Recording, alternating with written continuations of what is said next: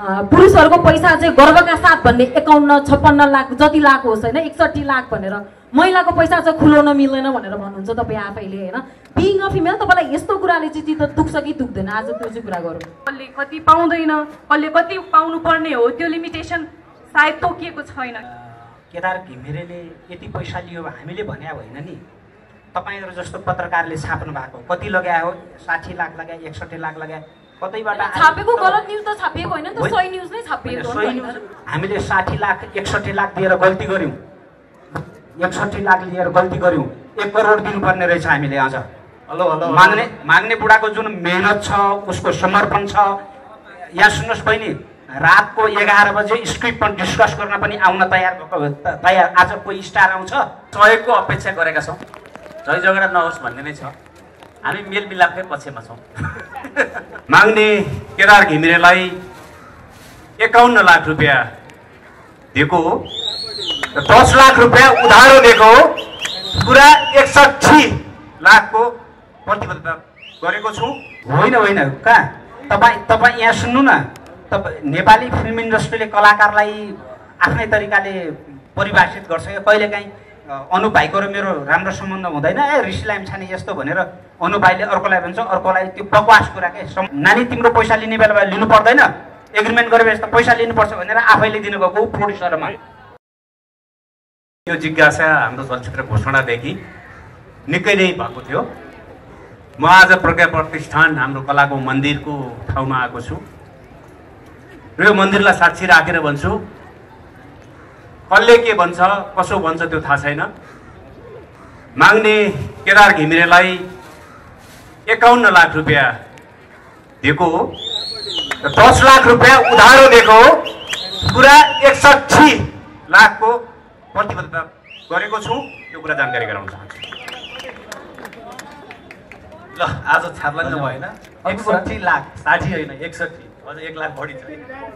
अब डाइट साहबलाई यो क्वेसन आउँछ, 8 वर्षपछि दाइ बोल्नु थाल तपाईँ के बोल्ने हो?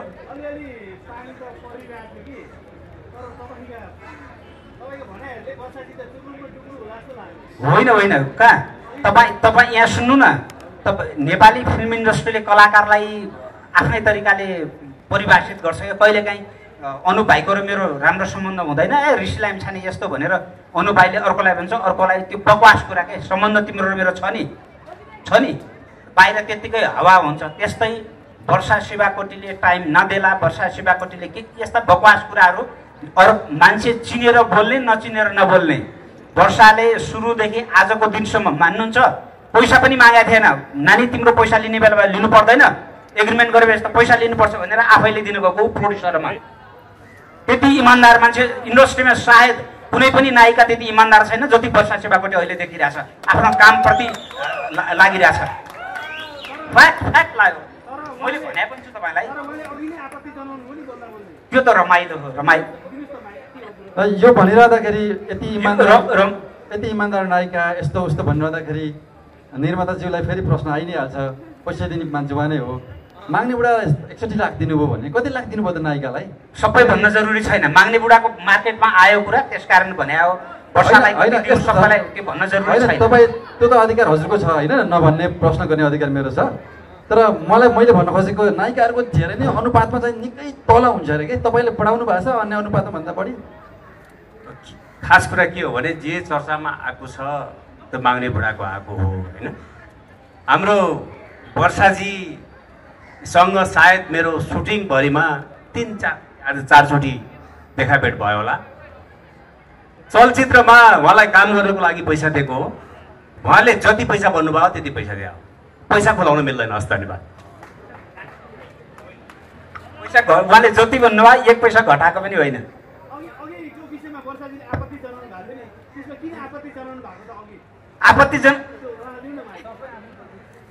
आपत्ति जनाएको होइन, यसो रमाइलो गरे हो उहाँले पनि। अब त्यो आउँछ यस्तो कुराहरू धेरै मेरो बारेमा मात्रै होइन, हाम्रो इन्डस्ट्रीमा कस्तो छ भने अलिकति कसैको पनि सहज भएर हामीले राम्रो तारिफ गर्न एकदमै गाह्रो हुन्छ हामीलाई। कसैको पनि कुनै चलचित्रमा आबद्ध हुँदै गर्दाखेरि कोही प्यारो भएको हुन्छ, कसलाई को प्यारो भएको हुन्छ। त्यसले गर्दाखेरि आफूलाई अलिकति पर्सनली मन नपर्ने मान्छेहरूलाई चाहिँ यो आफ्नै एउटा स्टोरी बनाएर आफ्नै कथा बनाएर पोर्ट्रे गरिराखेका हुन्छ होइन। यो कुरामा चाहिँ हाम्रो धेरै कुराहरू भइरहँदाखेरि यस्तो विचारहरू मिल्यो, तिम्रो बारेमा पनि भन्छन्, अरूको बारेमा पनि भन्छन्, सबैको बारेमा भन्छन्, तर काम गरिसकेपछि पर्सनली चिनिसकेपछि धेरै समय सँगै टाइम स्पेन्ड गरिसकेपछि मात्रै चिनिँदो रहेछ तिमी प्रोफेसनली यस्तो रहेछौ भनेर उहाँले अघि जसरी यहाँ खुलेर तारिफ गर्नुभएको छ सबैको अगाडि, त्यसरी पर्सनल्ली पनि कामको सेटमा पनि उहाँले एकदमै मोटिभेट गरिरहनु भएको हुन्छ। सो अलिकति यस्तो हुन्छ है, यस्तो भनिन्छ अभिनेत्रीको बारेमा चाहिँ धेरै जस्तो यस्तो हल्लाहरू पनि आइरहेको हुन्छ भन्ने हिसाबले भन्नुभयो होला, त्यसमा मलाई केही आपत्ति छैन, यसो जिस्काइदिएको मात्र हो। वर्षाजीलाई नै सोधौँ है, म यतापट्टि छु, तर क्यामेरामा नै हेरेर एन्सर दिनु होला है। मलाई यो अलिकति यो फिल्म क्षेत्रको यो एकदम नराम्रो कुरा लाग्छ र ऋषिजीले अघि बोलिरहँदाखेरि मलाई एकदमै नराम्रो लाग्यो कि आफू एउटा बिङ अ फिमेल होइन, पुरुषहरूको पैसा चाहिँ गर्वका साथ भन्ने 51-56 लाख जति लाख होस् होइन, 61 लाख भनेर महिलाको पैसा चाहिँ खुलाउन मिल्दैन भनेर भन्नुहुन्छ तपाईँ आफैले होइन। बिङ अ फिमेल तपाईँलाई यस्तो कुराले चाहिँ चित्त दुख्छ कि दुख्दैन, आज त्यो चाहिँ कुरा गरौँ।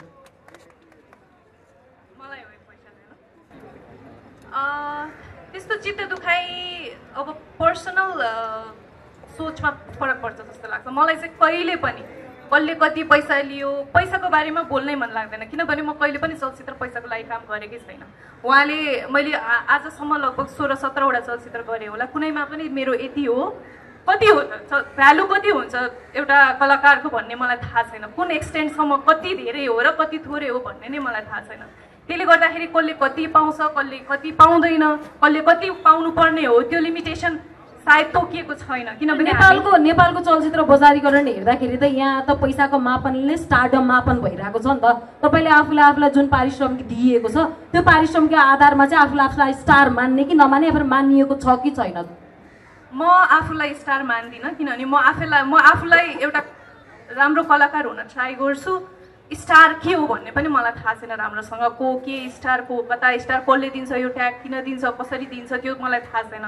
सबैजनाको आफ्नो सोच होला, कसैलाई पैसाले स्टार बनाएको होला, कसैलाई अभिनयले स्टार बनाएको होला, के होला। तर मलाई चाहिँ अब अहिलेसम्म यो कति पारिश्रमिकको विषयमा चाहिँ म अहिलेसम्म तपाईँ जुनै पनि मेकरहरूलाई, मैले काम गरेको मेकरहरूलाई सोध्नु, मैले कहिले पनि पैसाको बारेमा डिमान्ड गरेको पनि छैन र मेरो यति उति हो भनेर भनेको पनि छैन। उहाँहरूको प्रस्ताव आउँदाखेरि पनि मैले पैसा यति हो है ल यसरी काम गरौँ भनेर पनि भनेको छैन। अब उहाँहरूले कसैलाई धेरै पे गर्नुहुन्छ भने त्यो उहाँहरूको पर्सनल इन्ट्रेस्ट होला, कसैलाई अब डिजर्भिङ नै ठान्नु भएर नै गर्नुभयो होला अथवा के होला, त्यो मलाई त्यसको विषयमा चाहिँ मलाई थाहा छैन।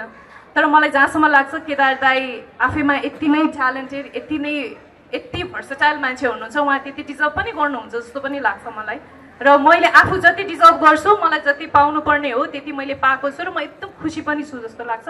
तर पैसाको लागि भनेर चाहिँ अहिलेसम्म यति उति भनेर चाहिँ मैले त्यसरी काम गरेको छैन। त्यही भएर मलाई पैसाले मलाई स्टार बनायो कि पैसाले मलाई धेरै भयो भन्ने चाहिँ मलाई कहिले पनि त्यो फिल चाहिँ हुँदैन। र उहाँहरूले इनकेस मेकरहरूबाट चाहिँ पैसाले एक्टरहरू अलिकति तपाईँको यो अलिकति डिप्लोमेटिक भइरहेको छ। म तपाईँलाई अब अर्को हिसाबले सोध्छु होइन, अहिलेसम्म नेपाली फिल्म इन्डस्ट्रीमा कुन चाहिँ नायिका हुनुहुन्छ जसले चाहिँ 50 लाख लिनुभयो भनेर सुनिएको छ त? धेरै डिजर्भिङ नायिकाहरू त हुनुहुन्छ होला नि त, पुरा नायिकाहरू पनि त हुनुहुन्छ होला नि त होइन। यो कुरामा मलाई अलिकति गन्थन गर्न मन लाग्यो कि तपाईँसँग चाहिँ तपाईँ अलिकति डिप्लोमेटिक एन्सर दिइरहनु भएको छ। तर नायिकाको हिसाबले अहिलेसम्म कुनै डिजर्भिङ नायिका हुनुहुन्न जसले चाहिँ 50-60 लाख डिजर्भ गर्नुहुन्छ? त्यसो भए अब नायिकाहरूको विषयमा यो नेपाली चलचित्र क्षेत्र मात्रै होइन, सायद वर्ल्डभरि नै यो एउटा प्र्याक्टिस छ। जति पनि न्युजहरू आउँछ त्यो न्युजहरू जहिले पनि मेल एक्टरहरूको नै पैसामा डिपेन्ड भएर आउँछ। यसले यति इन्डियामा पनि त हेर्नुहोस् न, बलिउडमा पनि 100 करोड यति कति करोड लियो भन्ने कुराहरू आउँछ, तर फिमेलको बारेमा त्यति धेरै विषयको कुराहरू आउँदैन। किनभने अब तपाईँहरू जस्तोले यहाँ यस्तो प्रश्नहरू उठाइदिनु भइरहेको छ, अब सायद मेबी अब आउन पनि सक्छ। तर maybe being an female actor होइन, आई डोन्ट थिङ्क कसैले पनि अहिले त्यो विषयमा यति धेरै यो विषयलाई चाहिँ प्रायोरिटी दिएर कुरा अगाडि राख्नु भएको पनि छ जस्तो लाग्दैन। किनभने maybe that's not important for ladies, maybe हाम्रो लागि पैसा भन्दा पनि एउटा पर्फर्मेन्स, एउटा अपर्च्युनिटी, एउटा टिम वर्क त्यो ठुलो हो कि त्यो पनि हुनसक्छ। ऋषिजीलाई पनि सोधौँ है। म एकछिन यो क्वेसनमा बोल्छु है। हामीले केदार घिमिरेले यति पैसा लियो हामीले भने होइन नि, तपाईँहरू जस्तो पत्रकारले छाप्नु भएको कति लगायो? 60 लाख लगाए, 61 लाख लगाए, कतैबाट छापेको गलत न्युज त छापिएको होइन नि त, सही न्युज नै छापिएको हो। सही न्युज दिएको कुरालाई तपाईँहरूले छाप्नु भयो, हामीले दियौँ भनेर गर्व त गरेका छैनौँ नि त, हामीले प्राउड गरेका छैन। उहाँले लगेको पारिश्रमिक मैले साँच्चीकै भन्नुपर्दा बुढालाई हामीले 60 लाख 61 लाख दिएर गल्ती गऱ्यौँ, 61 लाख लिएर गल्ती गऱ्यौँ। 1 करोड दिनुपर्ने रहेछ हामीले। अझ माग्ने बुढाको जुन मेहनत छ, उसको समर्पण छ। यहाँ सुन्नुहोस् बहिनी, रातको 11 बजे स्क्रिप्टमा डिस्कस गर्न पनि आउन तयार। आज कोही स्टार आउँछ, राति 11 बजे ऋषि लामिछाने घरमा सुतिरहेको थियो, मलाई फोन गरेर दाइ कहाँ हो, घरमा एउटा आइडिया फुर्यो, तपाईँसँग डिस्कस गर्न आउँछु। भाइ म सुतिसक्यो, होइन अहिले गर्नु पर्यो। 11 बजे घरमा आएर डिस्कस गर्ने आजसम्म एउटा नायक देखाउनुहोस्। त्यो नायकलाई 61 लाख कम हो, 1 करोड रुपियाँ दिनुपर्छ। ऋषिजी अलिकति डोमिनेट गरिरहनु तपाईँले हामीलाई। होइन प्लिज अलिकति सबै रूपमा बोल्दिन अनुरोध गर्छु। अलिकति डोमिनेट गर्नुभयो कि फर्काउनु भएको छ। म यो विषयमा बोल्छु है। प्लिज मैले तपाईँलाई यही विषयमा सोधेको थिएँ मेरो पेपरको लागि। मैले छापेको गर्व साथ भन्नु 60 लाख रुपियाँ लिएको मैले छापेको हो। तपाईँले बोल्न चाहनु भएन त्यतिखेर। मैले एकछिन म भन्छु प्लिज। त्यसपछि नायकजीले प्रमाणित गर्नुभयो, उहाँले सेयर र उसको कुरा गर्नुभयो, छापेको मैले हो। डबुजीले गलत कुरा गर्नुभयो, डबुजीलाई यही एन्सर दिएको 1 करोड दिएको दिनुपर्ने भनेको छु मैले। होइन तपाईँले भन्नुभयो, तर पैसा भन्न चाहनु भएन। धन्यवाद मुनालजी, तपाईँले भनिदिनु भयो। मेरो प्रश्न अब यहाँनिर छ। मेरो प्रश्न 50-51 लाख रुपियाँ क्यास दिनुभयो, बाँकी चाहिँ तपाईँहरूले चाहिँ सेयर हाल्नुभयो। Thank you so much. राम्रो हो यो पैसा, शुभकामना चाहिँ सबैले पाउनुपर्छ। तर यो पैसाको 15% ट्याक्स तिरेको चाहिँ काहीँ देखिन्छ कि देखिँदैन मेरो जिज्ञासा यो मात्रै हो। Thank you. अलिकति नम्र साथ बोलिदिनु अनुरोध गर्छु। Thank you. होइन यसो तपाईँको पाहुना हो सर। होइन डबुजीले मलाई फोन गरेर के भन्नुभयो, ऋषि सर एउटा कुरा सोध्यौँ, तपाईँले माग्ने बुढालाई 61 लाख दिएको, 60 लाख दिएको भन्नुभयो। मैले कति दिएको हो भन्दिनँ, तर 1 करोड दिनुपर्ने मान्छेलाई कम पैसा दिएछ भने हो मैले। डबुजी हो, मैले त्यही भने, फ्याक्ट कुरा हो, त्यही हो। सो जसको कुरा भइरहेछ उहाँ भर्खरै आउनु भएको छ होइन, माग्ने राजालाई नै सोधौँ न त। यो फिल्मले एक हिसाबले राजावाला अनुभूति दियो कि दिएन होइन? किनभने अहिलेको टाइममा सबैभन्दा महँगो कलाकार भनेर नै छापिएको थियो जताततै न्युज। त्यो न्युजले कस्तो अनुभूति दिएको थियो त्यो पनि सुनाउँ न अलिकति। सबैलाई धन्यवाद छ। मुख्य कुरा चाहिँ मलाई जसरी मुख्य भूमिकामा लिइदिनु भयो त्यसको लागि नै धेरै धेरै धन्यवाद छ। अपेक्षा धेरै छ, सबैबाट सहयोगको अपेक्षा गरेका छौँ। झै झगडा नहोस् भन्ने नै छ। हामी मेलमिलापकै पक्षमा छौँ। ट्याक्सको कुरा दाइ, इमान्दारी साथ तिर्छु दाइ। सबै पैसा आइसकेका छैन दाइ, सबै फिल्मबाट आउनुपर्छ दाइ। आउँदै गर्दा तिर्दै जान्छु दाइ, केही छैन दाइ। देशको लागि तिर्ने हो, तिर्नुपर्छ। राज्यको कर नतिरिकन राज्यले यसो गरेन त्यसो गरेन भन्दैनौँ हामी इमान्दारी साथ तिर्छौँ दाइ।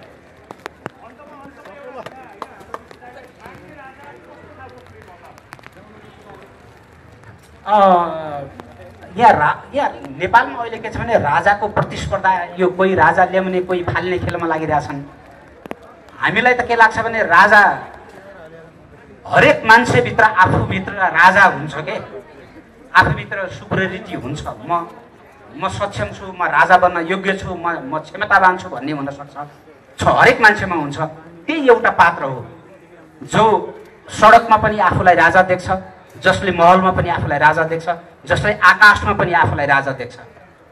हर ठाउँमा सपना देख्ने एउटा पात्र जो सडकको मान्छे हो। सडकको मान्छेले आकाशको सपना देख्न पाउने कि नपाउने, मेरो सिनेमाले भन्छ देख्न पाउने। त्यही राजा, माग्ने राजा।